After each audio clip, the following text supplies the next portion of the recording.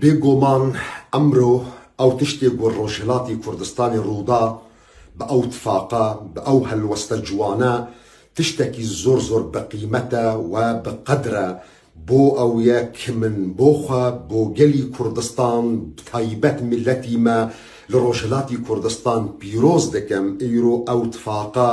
ئەو هەلوەستە بۆ 5 هێزن سیاسی هەلوەستا خۆکردنە یەک پلەتفۆرمێکی کوردستانی ئاڤاکردنە برادەرێن مە دێ پارتی ئازادی کوردستان، پارتی ژیانی ئازادی کوردستان، حزبی دیموقراتی کوردستانی ئێران، سازمانی خەباتی کوردستانی ئێران، کۆمەلگەهی زەحمەتکێشانی کوردستان. زۆر زۆر سپاس بۆ ئەو هەلوەستە جوانە، سپاس بۆ ئەو تفاقە، سپاس بۆ ئەو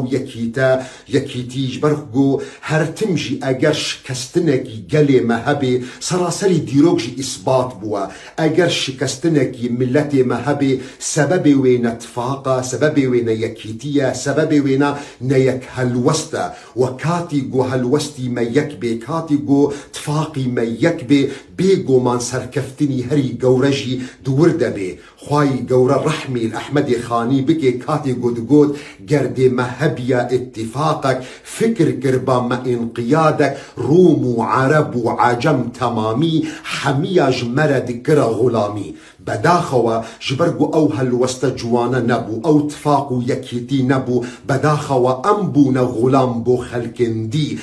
میر کەموڕان بەدرخان کاتی گۆ کورد دەستنیشان دەکردن، کورد تعریفی دەکردن، دگۆ کورد مینە بارانێنە. کاتی گۆ تفاقی وا هەبێ، یەکیتیە وا هەبێ، هەلوەستا وانە یەک بێ، ئەو تفاقە ئەو یەکیتە دبێ